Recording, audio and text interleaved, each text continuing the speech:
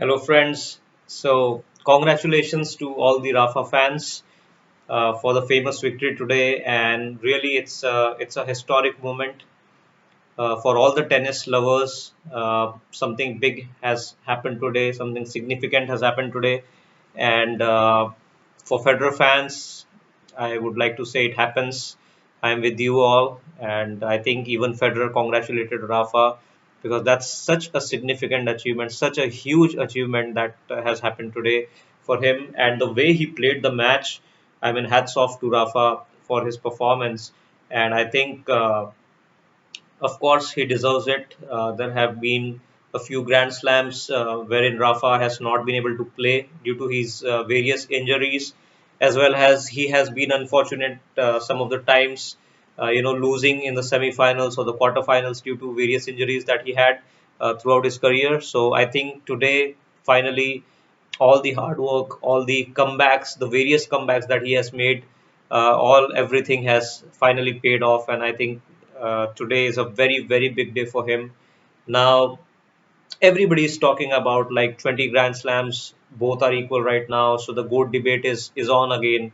But really, I think for me, that debate still remains the same as it was a few months back or even a few years back, because it's okay to say that the number of Grand Slam titles is the biggest factor that most of the people consider in the GOAT debate.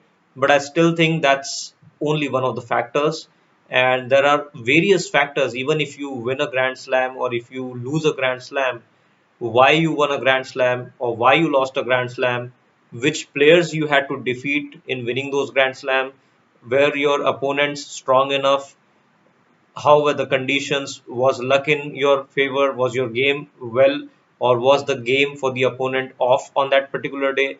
A lot of factors come into picture, and I think so just to base your conclusion of the GOAT on that one particular factor is not a good thing or is not conclusive. And I'm saying this not because Rafa has equal Federer's record, but even when Federer was, above Rafa in terms of the Grand Slam tally, even because of that factor, we could not have considered Federer as the greatest ever, because Grand Slam count is just one factor. And if we go by this rule, if we go by this figure, in years to come, there may be a scenario where Djokovic is above Federer and Nadal in terms of Grand Slam count.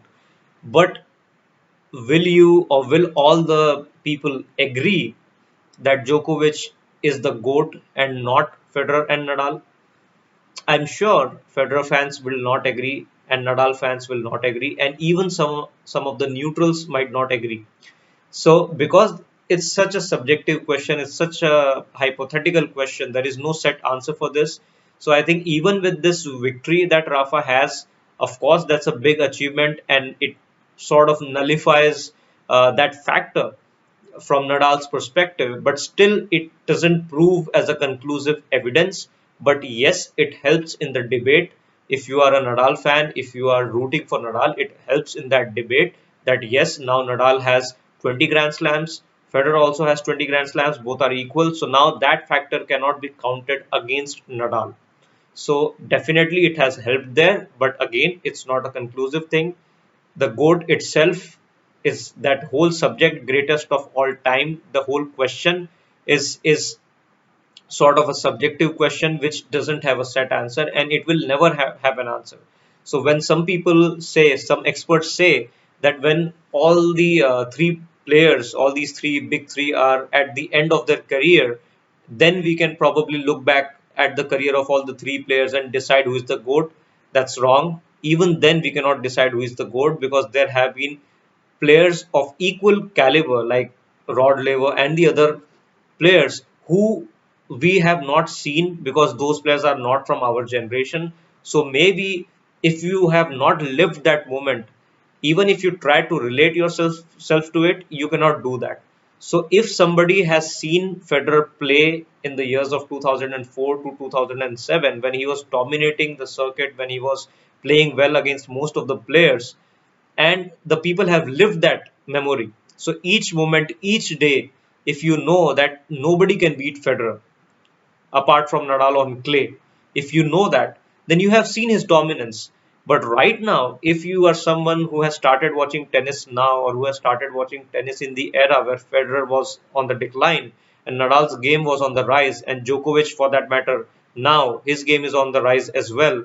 So we might not be able to understand the dominance of Federer because it's a past thing. In the same way, we might not be able to understand the dominance of Rod Laver, and hence, because it's inconclusive, because we cannot understand that, we cannot prove that. That is why this question cannot be answered correctly, and that is why the GOAT is a subjective question. So we don't have a definite answer. But coming back to today's match, I think this achievement is a very, very huge achievement in terms of Rafa's total achievements. First of all, the 13th French Open title. It's a record that is very, very hard to be broken in years to come.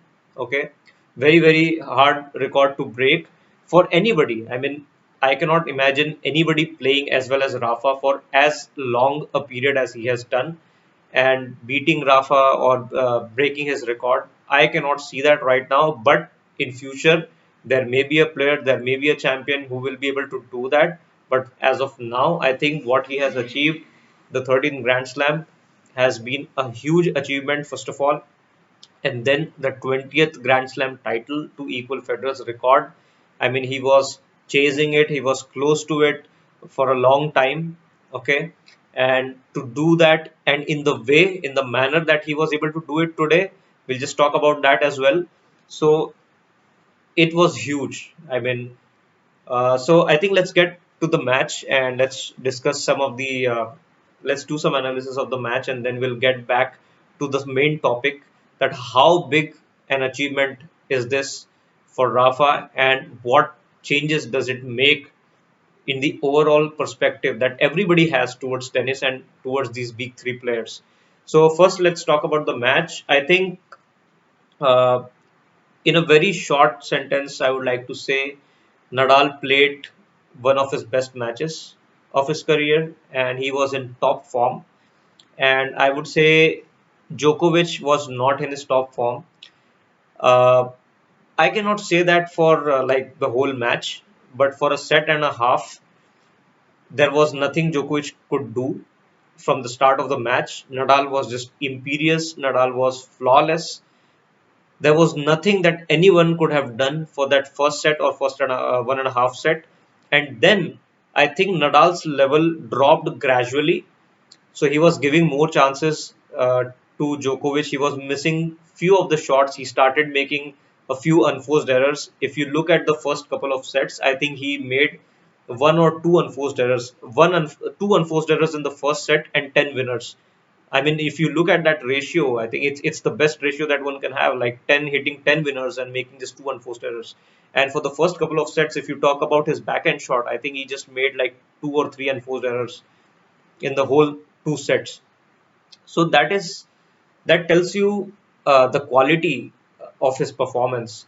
And beating Djokovic, who is the number one player in the world currently, who has dominated Nadal in his previous two meetings on different courts, of course, and the player who has not been beaten throughout the year, to win the first set against him in a Grand Slam final, and that too 6 games to love. It's unthinkable, right? Nobody thought that. Everybody was saying that Djokovic has a great chance. Maybe the mental factor is with Djokovic. Maybe Nadal will be facing more pressure because he's so close to the 20th Grand Slam. And all that didn't happen, right? It the opposite happened, and that just shows how great a player Nadal is. And we'll also talk about this factor of his mental toughness, I think, which is the main factor. Leave his forehand, leave his backhand, leave his serve, leave his topspin, leave everything else. His mental ability, his mental strength is the best in the game, even better than Djokovic. Now, we talked a lot about Djokovic when the art of saving match points that Djokovic has, but even against Nadal, if you see Djokovic, he looks a different. different player. Okay, so the only player who has troubled Djokovic in terms of remaining mentally calm in matches, I think it's only Nadal. Only Nadal has been able to do that. So I think that's another factor. But coming back to the match, so in the first 1.5 sets, I think Nadal's performance was imperious. It was almost a virtuoso performance. I have not seen him play better than this for 1.5 sets in a Grand Slam final against a player of Djokovic's caliber. When we saw the 2008 French Open final against Federer, in that final too, we had a similar score line in the first couple of sets. But even there, the problem was that Federer was not playing well. Okay, so Federer's form was not there. He was going for volleying on each ball. The conditions were slower. Federer was completely out of sorts in that match, and you could see that even in his previous match against Monfils in the semi-finals in the French Open 2008. You could see Federer was struggling to close that match, and that match also went for 4 sets, and I think it was going to go to the fifth set, but somehow Federer managed to win it. But I think here Djokovic was not playing that bad. He was playing well, especially the last set that he played against Tsitsipas was amazing. And throughout the tournament, it never looked like Djokovic was struggling with his form or struggling with his fitness. Of course, he had the issue with the arm in one of the matches, but I think he was still playing good tennis. And today, I think the conditions, if it would have favored anybody, it would have been Djokovic, right? Because the ball would not have bounced that much, and yes, it was not bouncing that much.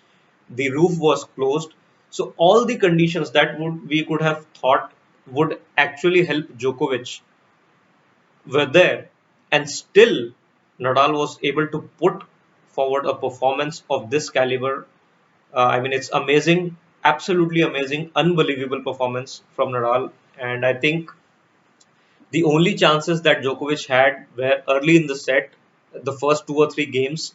If Djokovic could have won one of those games and could have come back to 1-all or 2-all in that set, maybe Nadal's confidence level would not have been that much. But if you give a player of Nadal's caliber a lead like 6 love and then getting broken again early in the second set, I think that also increased Nadal's confidence. And I think Nadal is a sort of player. Once he gets a lead, he doesn't panic. Okay. Rarely do you see Nadal, losing such a big lead. Even Federer has done that. Federer has lost some great leads. Okay. Being 2 sets to love up as well, Federer has lost matches. Having match points as well, Federer has lost matches. But when you compare that to Nadal, Nadal very rarely gives you a chance to come back in a match of this significance. And I think once Nadal got that first set where he played unbelievable tennis, it was very difficult for Novak to come back at any stage. And I think for Djokovic, I would say he did have some chances in the second set and also in the third set. He had a lot of chances, but his game was not matching his form, I would say.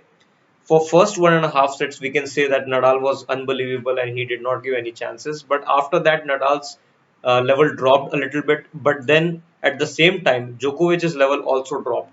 And most importantly, if you see all the important points like deuce or break point or game point, Djokovic was missing shots in those moments after 1.5 sets.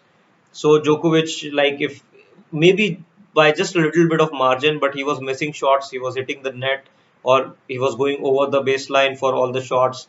He was not able to finish the points. That's the basic thing, and it actually helped Rafa, get away with some of that gradual drop because there is no player, absolutely, there is no player who can play all the 3 sets with the same intensity, with the same form. Even Federer in 2006 was not able to do that. Even Djokovic in 2011 was not able to do that. There always came a time in their five-setter Grand Slam matches wherein the player would be dropping his level gradually for some time. And if your opponent can take advantage of that, then it's well and good. Otherwise, it's usual for them. So that is what happened today. Djokovic was not able to capitalize because his own level dropped a little bit. He was not able to close points, and then Rafa got a let off. It looked like that in the third set, Djokovic might make a comeback. He went till 15-30, 30 all. So he had chances. He had chances in the third set to maybe somehow make a comeback, but then he was not able to finish the points. And I think for first 1.5 sets, Rafa just didn't give any chances. So maybe Djokovic was shocked a little bit by the level of performance that Nadal showed. And before the match, people were saying that there is very less pressure on Djokovic as compared to Nadal, because Nadal is going for his 20th, and that is a far bigger, has a bigger significance than Djokovic going for the other record, which is like having both the Grand Slam, all the Grand Slams won twice. So I think Djokovic would have come into this match as an underdog, of course, because Nadal has a great track record here. So Djokovic, one would think, would play fearlessly, but that didn't happen. He looked a bit tentative. He looked a bit lost in the match. Even early on, he was not looking sure of what he wants to do. He was hitting the ball flat. That's fine. He was hitting good shots on the backhand down the line. He was also hitting very good angled forehands. But then he didn't know how to finish the point, what to do if he has to go to the net. He was trying too many drop shots, so early on one or two of them worked, but then those stopped working. Then even for volleys, he was not going every time. And like I mentioned in my previous video, Nadal used his backhand very well. He used that loopy backhand chip just to push Djokovic back behind the baseline. And then, if Djokovic gave a weak reply, Nadal had the chance to run around his backhand and attack with his forehand. And even if Djokovic didn't give him that much time, Nadal was able to step into the court with his backhand and attack with his backhand. His backhand was very well today. He was playing really well from that wing, Nadal. So I think part of the problem for Djokovic was his strategy as well. I mean, he was hitting the shots well. It's not like one of his shots were not working. Maybe his backhand down the line was not working. Maybe his forehand was not working. Of course, one point I want to mention here, his first serve was not working. That was a really poor performance from him in terms of his first serve percentage. But all the other ground strokes of his were working fine, but he didn't know how to finish the points. He didn't know how to end the point. He was moving Nadal from side to side, but that's it. He would hit 3 to 4 shots. Nadal would be able to cover those, and then he would make an error. So he had to move forward at some time, maybe some risks, take some risks, maybe ask Nadal that question that pass me every time. If you have the capability, pass me every time and cover the basic or the most probable side, whether it's cross court or it's down the line when you're trying to volley. Just ask that question, or maybe use a drop shot, maybe chip and charge, or maybe go for an outright winner, but it just didn't look like that would be happening. And after 1.5 sets, Djokovic's level also dropped, and he was missing some crucial points. He was also making some crucial unforced errors, missing some of the returns as well. And for Nadal, I think his level was like 100% for 1.5 sets, and then his level dropped to like 85% or 80%, while Djokovic's level never went to 100%. So that was the difference. And I think even if the scoreline shows 6 love as the first set was far more competitive than that, at least for the first 3 or 4 games. I think all of them went to deuce or something. But I think in the most important points or the closing points, Nadal was just too good. And if you see the statistics, you can find out that uh, the shorter rallies, like the rallies within 3 or 4 shots, were mostly won by Nadal. In fact, when you would see that stat, you would be expecting Djokovic to be the front runner in that department, but it was the opposite. That means Nadal was playing well even in the aggressive mindset. So even in that department, Nadal was playing well. whether it's the 1-2 punch or whether it's dictating the court and just coming to the net and finishing the point, maybe hitting the drop shot. Everything I think Nadal was doing perfectly today, and I think he deserved to win. Of course, the score shows that it was almost a one-sided affair, and I think. Also, one more point here: given the significance of this match, given the significance of this achievement, the way Nadal started, I cannot see any other player start a match in this fashion with that much of confidence, that much of quality in his game. I think what he has done is unthinkable, unbelievable, and I think we should all congratulate Rafa and respect his dominance on this particular surface, as well as respect his dedication and respect his confidence that he has shown in today's match. It was outstanding, unbelievable, and I think he definitely deserves to be at the 20 Grand Slam count with Federer because he has done so much for the last 20 years. He has really performed well, and that was also evident today.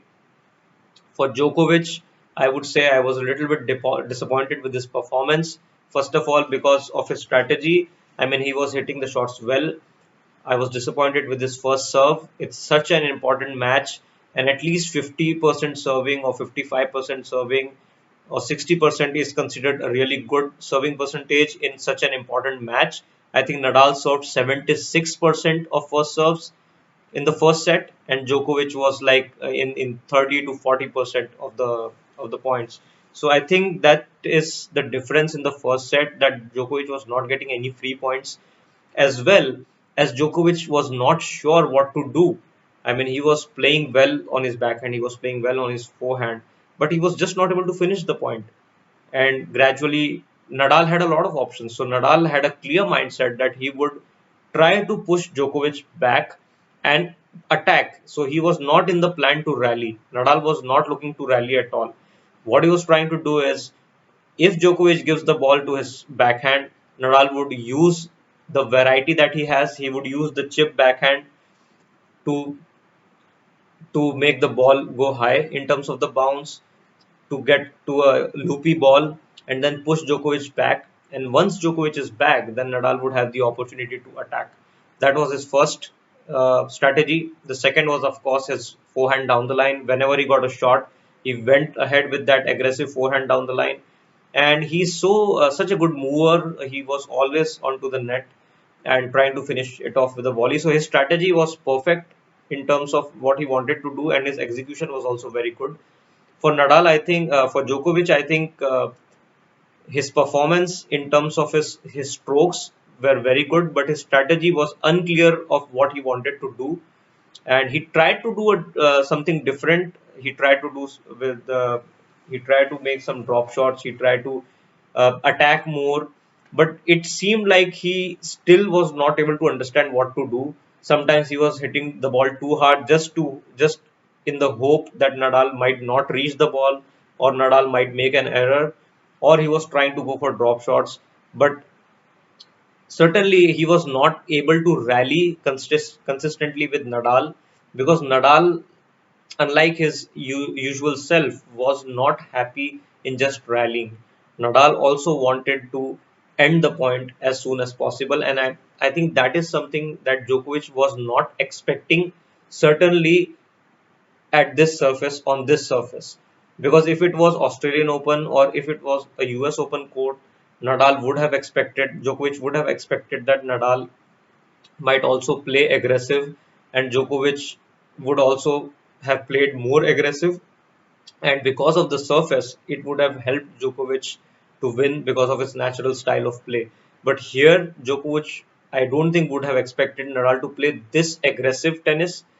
Also, the conditions were different, so it would have been favorable for Djokovic, but he didn't play that aggressive. And I have said that in even in my previous video, that players who actually play aggressive on clay usually trouble Djokovic. So if you see, whether it's Federer in the French Open 2011, whether it's Thiem for the last 2 or 3 years, or whether it's Wawrinka, they all have, and even Tsitsipas, they all have pushed Djokovic. They all have made Djokovic struggle, because Djokovic somehow feels uncomfortable in his movement, and we saw this today as well. He was not sure of his movement. He thought maybe the clay was too slippery, and he was falling, as well as he was not able to balance himself in a lot of shots.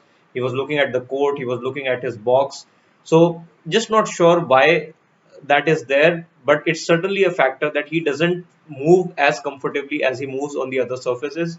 And I think that is why the players who play aggressive on clay and don't provide Djokovic that much luxury, that much time to set up for his shot, to set up for his movement, I think they make Djokovic struggle and they play well against Djokovic. So I think Nadal did a very good job in changing that strategy today and being really aggressive. And I think that is one of the reasons why Nadal was able to shock Djokovic. Nadal was able to surprise Djokovic that he didn't expect Nadal to be that aggressive, and I think also the fact that Nadal was serving really well. Okay, so Nadal's second serve was also really good, and so, I mean, to pinpoint, I cannot say there was any weakness today in Nadal's game, and Djokovic had a lot of other things that he could have done better. But the start that Nadal made to the match, I think that laid the foundation for the rest of his points, the rest of his games, and that made it clear that Nadal is not nervous, he's not panicking. In fact, he's more focused right from the beginning, and definitely he was looking the man who has come on a mission to win this Grand Slam, to equal Federer's record, and he just played like that, and I think he deserved to win. So great match, great performance. I would say it was not a close match, but it was a great performance from Nadal and a good match to watch if you want to watch quality tennis, if you want to watch an amazing performance. So it was not a match wherein both the players were just slicing the ball and waiting for the other to make a mistake, but it was a match of high quality, high intensity, and a good performance, a great performance from Nadal. All right, so now having discussed the match, so let's talk about the significance of this match in terms of tennis, the world of tennis, and how it changes things, how it changes the perspective of outsiders, the fellow players, as well as the different experts, the former players, and the neutral, spectators, the fans. How does that impact? So it's a huge impact. Okay, it's a huge impact because for a lot of years, first is the GOAT debate. I think a lot of years people were saying until and unless Nadal catches up with Federer's record of 20 Grand Slams, or however many Grand Slams Federer has won, until that point, people were always going to use that factor against Nadal in the GOAT debate. But I think today that factor has gone. Okay, at least till date, now that factor is not there. Whether Federer wins another Grand Slam, it's still a thing that we need to see. Whether Nadal wins another Grand Slam, it's a thing that we need to see. Whether Djokovic catches up with these guys and moves even further than these guys, we'll need to see. Okay. But for now, we know that Nadal has equaled Federer's Grand Slam record, and it has definitely helped him in the GOAT debate. Now, talking about one another factor is the French Open. So, if you see the French Open history, I mean, 2005 was the first time when Nadal won this tournament, and it's 2020. So, it's like 15 to 16 years, and Nadal has lost just two matches, 101 wins or 100 wins, 100 wins and two losses. I mean, that's just unthinkable, right? It's like a student bringing 98 marks out of 100. It just doesn't happen, and it's so much more difficult to bring to have these results compared to bringing 98 out of 100, because that's just one performance. Maybe you did a great performance and you got that those many marks, but here he had to perform well consistently for 15 years. He has seen the other players perform at their peak. He has faced variety of challenges, adversities, his own injury problems,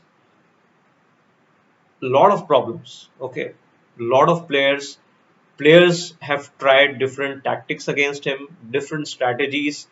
Weather has been different sometimes. There has been rain, there has been dampness on court, there has been fitness issues, there have been form issues. Still, Nadal has been able to win 98 times out of 100. So that's, I mean, no words, right? Such a great achievement. So I think now even the world, the whole world, would respect Nadal more because of his achievement. And I know that some people sometimes argue with the fact that even uh, if Nadal has won 20 Grand Slams, 13 of those are French Opens. So it's more than 60% of Grand Slams only on one specific surface. So, so still some people are not convinced that getting to 20 Grand Slams is actually equal to the record that Federer has.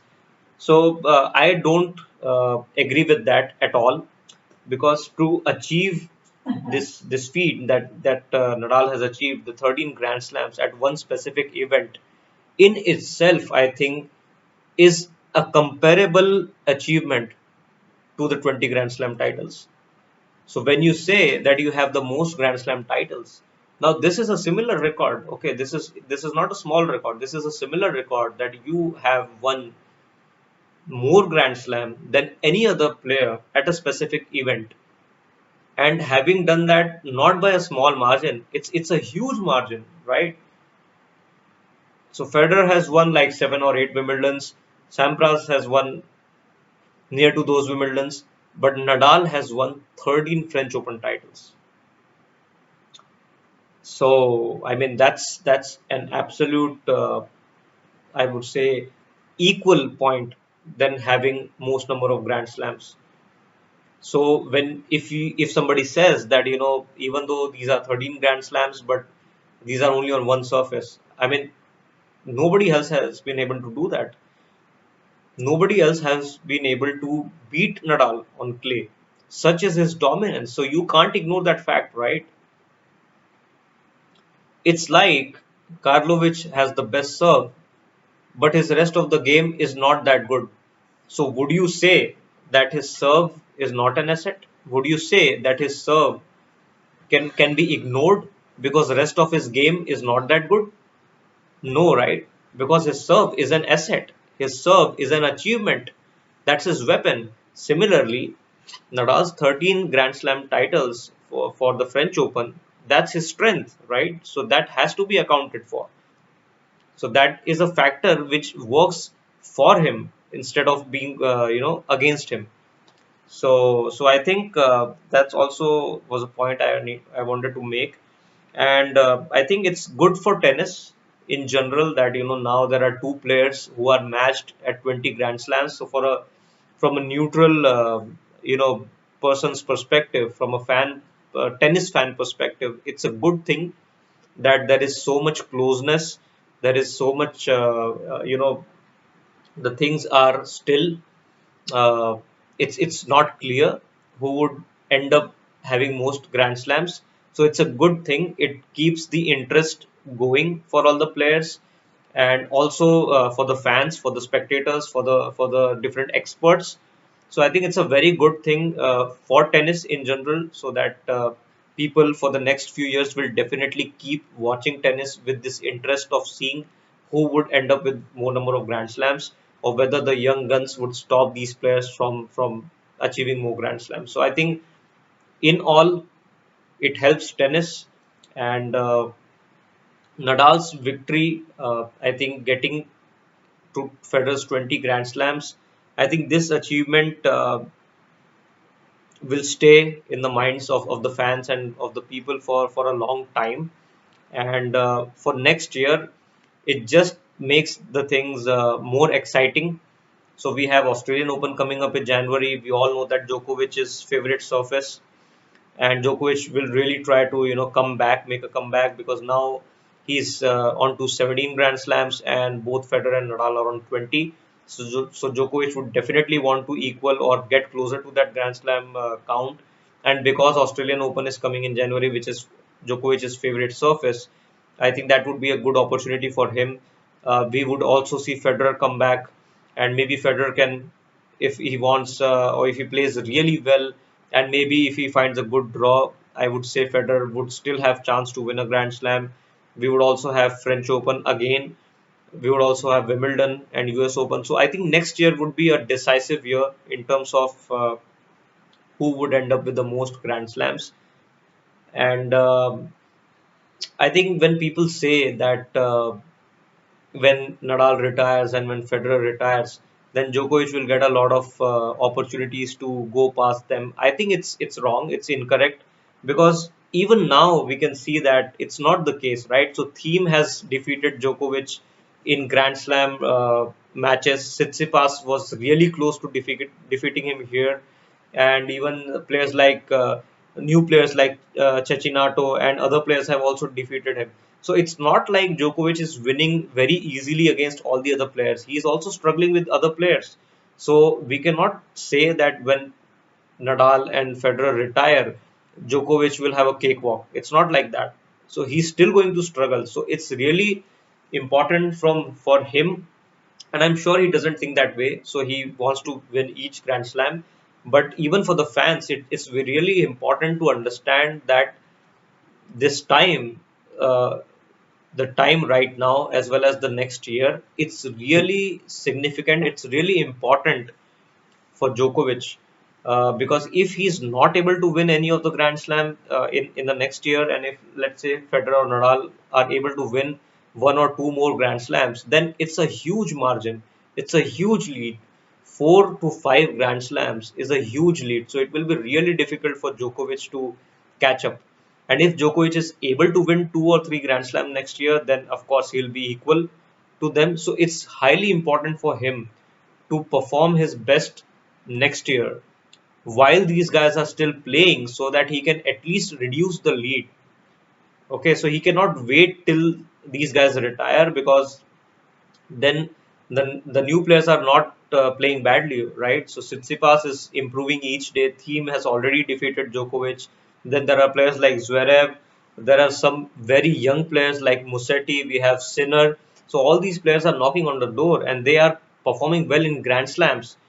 So I think you can expect one of them to win a Grand Slam as well in near future. So Djokovic will not find it easy.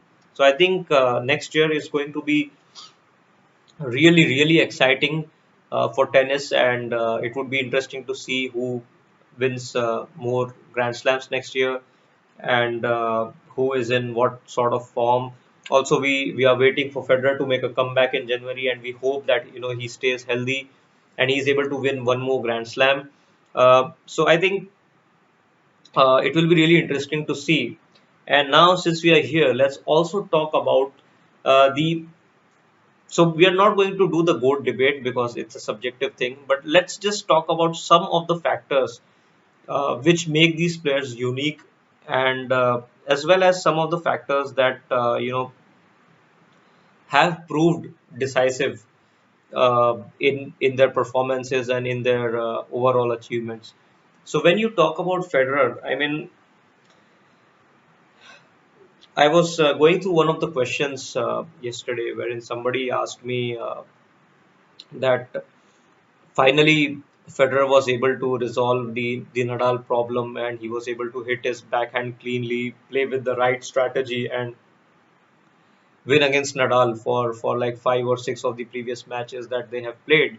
So, is it possible for Federer to do the same against Djokovic and maybe reverse that trend and keep winning the rest of the matches against Djokovic? And I answered that point as as no, because I think there are a lot of factors, and that's what I'm going to discuss right now. So, for me, the problem with Federer doesn't lie in his game. I think his game is better than Djokovic as well as Nadal. In my perspective, in my opinion, it's better than everybody else.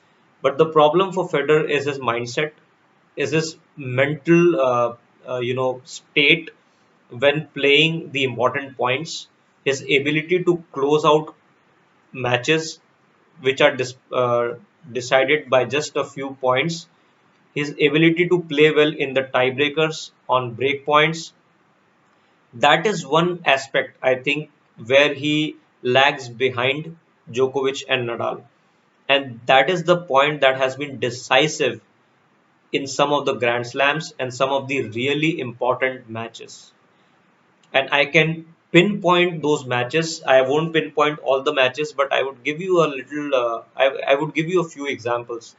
So consider French Open 2006. Okay. We all know that Federer was playing his best tennis back then. His backhand was best at that point of time, even better than his 2017 backhand, because he was really playing aggressive. He was able to tackle Nadal's topspin forehand as well. He was a better mover back then. He was fitter.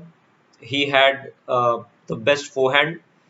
So nowadays, his forehand is off sometimes, his forehand is on sometimes. But in 2006, most of the times it was almost perfect. Okay. So his game was perfect in 2006. He won the first set against Nadal in the French Open final 6-1. And then suddenly he uh, went into the defensive. Now Nadal started being aggressive. Nadal has mentioned that in his post-match, you know, conference and interviews, that he was facing, he was really nervous at the start of the match, and it was the first time he was trying to defend a Grand Slam. So he was nervous, and it looked he was playing really defensive tennis. He was making a lot of errors, and Federer was playing really well. So he won the set 6-1. But in the next set, Nadal improved. He also started being a bit aggressive, and then Federer went on the back foot. And if you see the third set, wherein Federer had love 40, when it was 2 all or 3 all, Federer had love 40 on Nadal's serve. And there was a really relatively easy approach shot on the forehand for Federer, and he just missed that. And he got broken in the next game. And even in the fourth set, where again Nadal was nervous when serving out the match, and he lost that game, and Federer had a chance in the tiebreak. If you see Federer's body language, his head was down. He did not do many, he's trying to pump himself up. His head was down, and he was like he always knew that he's going to lose. His confidence was not there. And that's the same thing that happened against Nadal in one of the previous tournaments in Rome, where it was a five setter, and Federer had two match points there, uh, and Federer was not able to close that match. He went for a big forehand like twice in the match, and he missed those. So what is the factor here? It's the mental factor, right? That you cannot perform your best on the most important points. Now, Federer was so good earlier in his career in 2006. He was so good that he didn't need to play those sort of close points. So he was winning most of his matches in four sets or straight sets with multiple breaks sometimes. And he always knew that he has that extra gear that he'll play well. But in against Nadal, Federer knew that the matches would be close, the matches would be decided by only a handful of points, and in those points he was not able to perform his best. Sometimes maybe because of his strategy. So if you see the 2007 French Open, I think his strategy was not good. He was trying to rally cross court with Nadal, with Federer, with his backhand and Nadal's forehand. Now, out and out, that is an incorrect strategy, because even if you have a really good backhand, I mean, you can hit nine backhands continuously, but on the 10th backhand, you are bound to make a mistake. You are bound to hit it weak. You are bound to hit it short. And Nadal is ready there. Nadal is in position just to pull the ball in the open court. So I think that strategy was incorrect.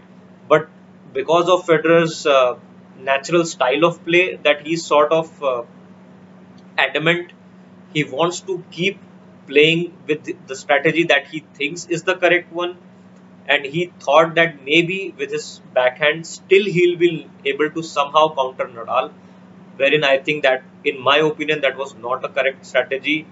I mean, you just need to take the leaf out of Nadal's book, right?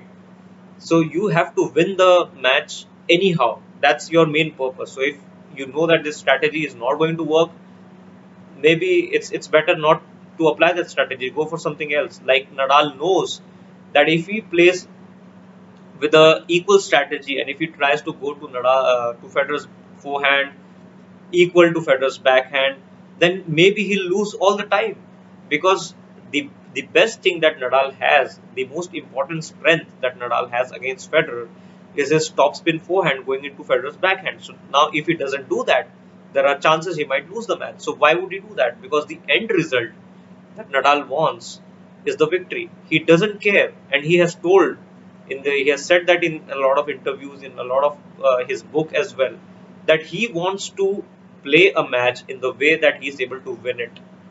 So even if he has to slice the ball for the whole match, even if he doesn't have to use his forehand because his forehand is not working well, he will do that. He will do anything to get the victory, and that is the mindset of Nadal. For Federer, of course, he wants to win, but I think, in my perspective, I think somehow he also wants to win it in a good way. Like if you see some of his interviews earlier, he didn't use the drop shots because he thought that's not a respectable shot. That's not a classy shot.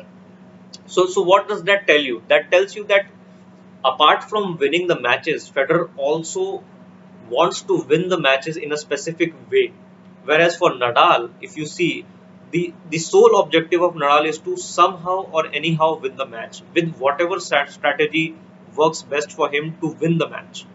So there is a slight difference in the natural mindset. But again, at the end of the day, both the players want to win. Nobody wants to lose the match. So I would say Federer's strategy in some of those matches, but his mindset has been the issue for him in some of the decisive matches. Also against Djokovic, if you see the Australian Open 2011 semi-final against Djokovic, I think Federer's strategy was again under question there, because he was trying to rally with Djokovic and playing really slow shots and not even trying to mix things up. He was just trying to run every ball down, and Djokovic was unplayable in 2011.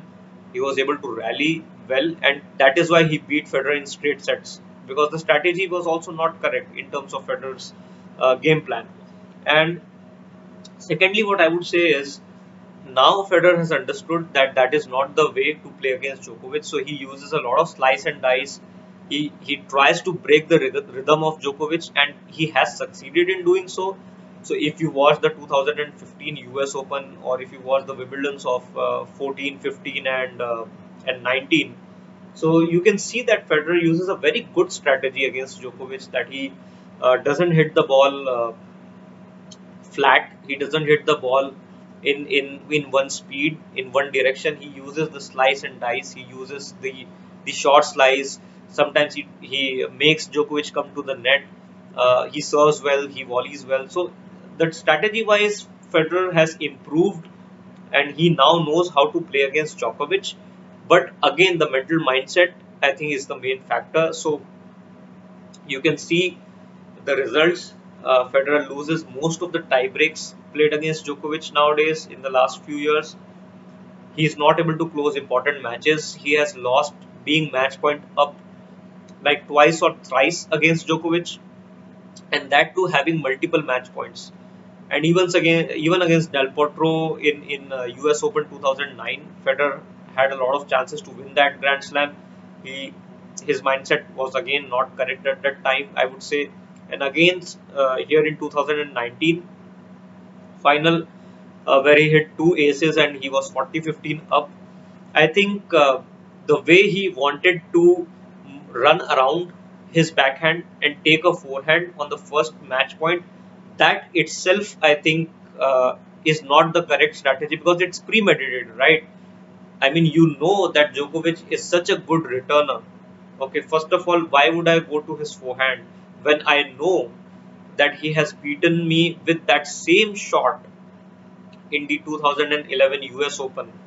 And it actually gives him more chances to win the point, Djokovic, because even if he slaps it, he can hit an outright winner.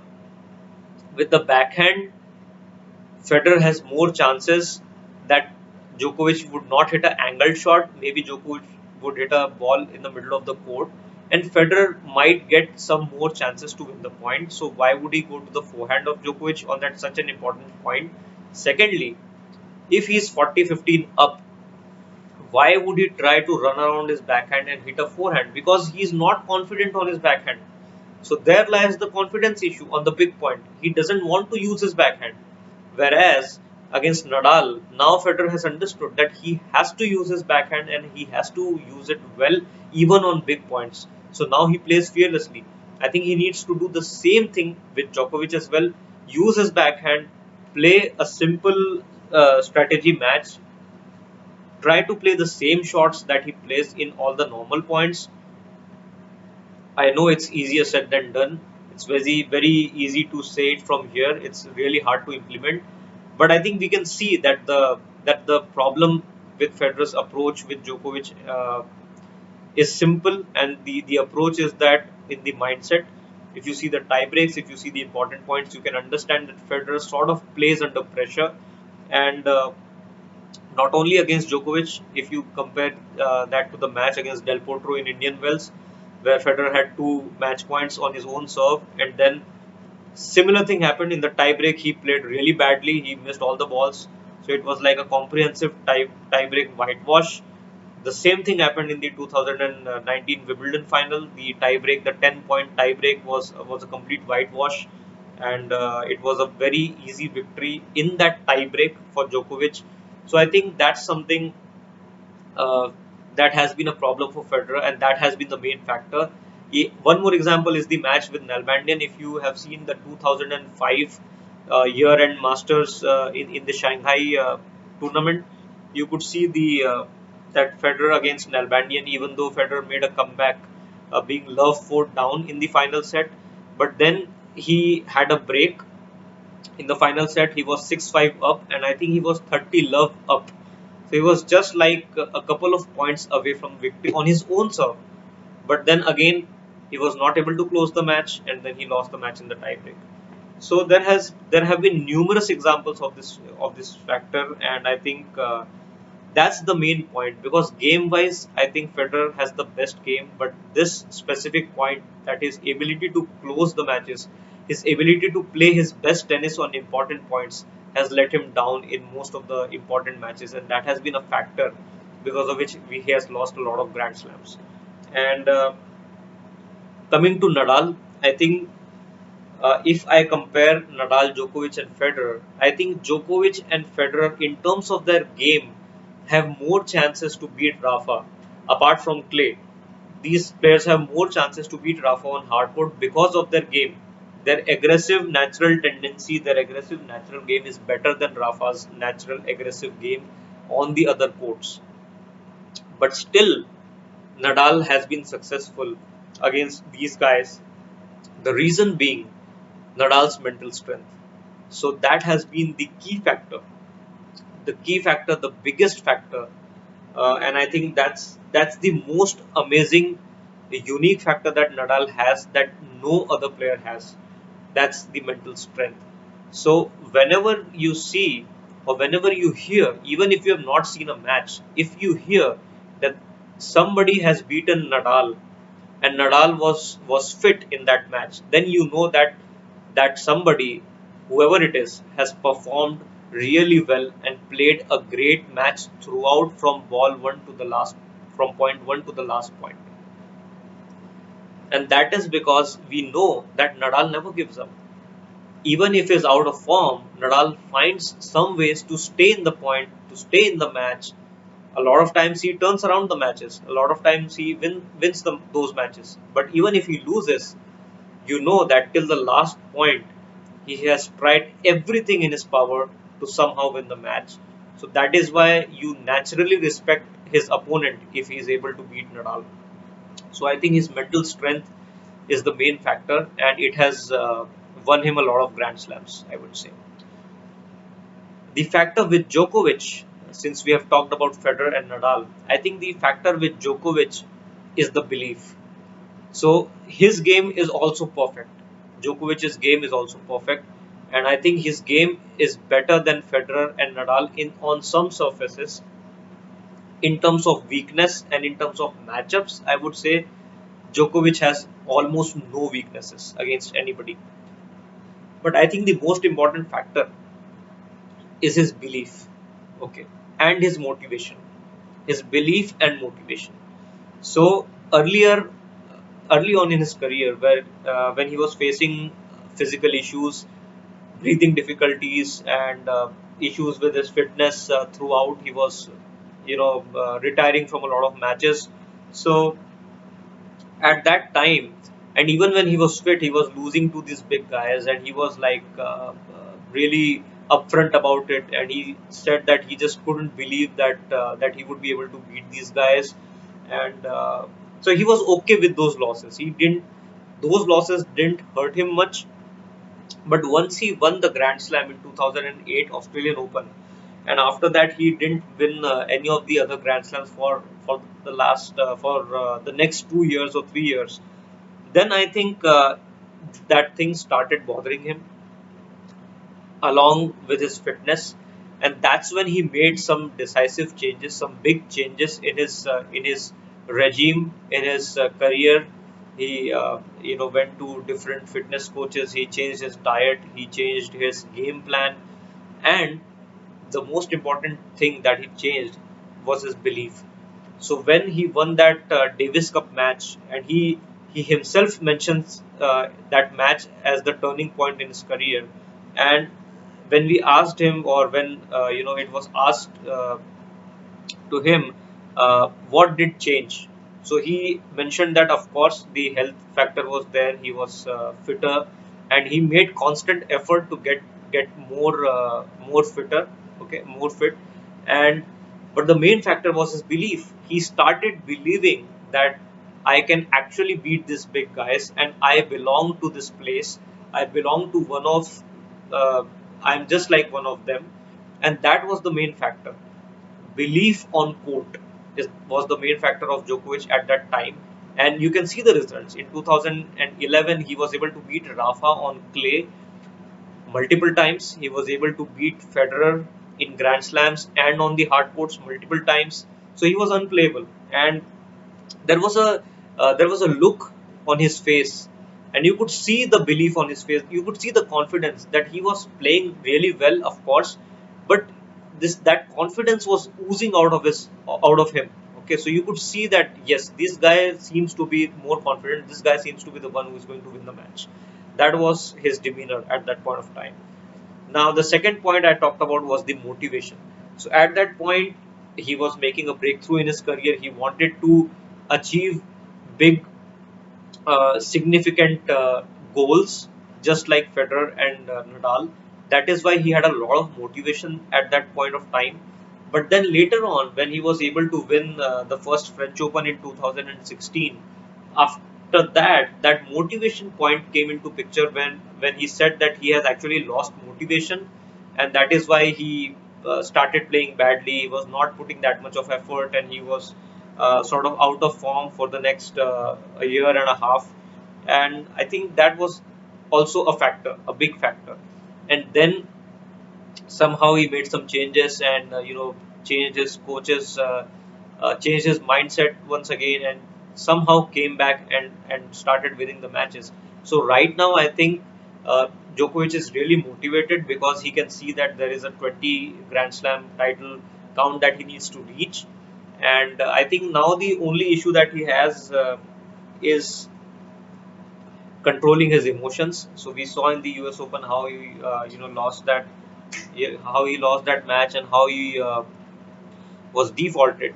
But I think that's the only problem with him right now. In terms of motivation, in terms of belief on court, it's all there. But his emotional control, as well as his some of his form lately has not been that good. But I think rest of the factors are still well in place for him. So so I think these are the a few factors that I have mentioned for about all the different players, all the three players. And I think even the young guns are playing really well right now, and are not afraid of these guys. So earlier, when Federer was in his peak, and Nadal was in his peak. So other guys didn't feel that they have a chance against these top three guys. But right now, if you see Tsitsipas, if you see Zverev, if you see Thiem, these guys do believe now that they can beat Nadal, they can beat Federer, they can beat Djokovic. Some of them have already done that, and some of them who haven't done that have actually come really close to doing it.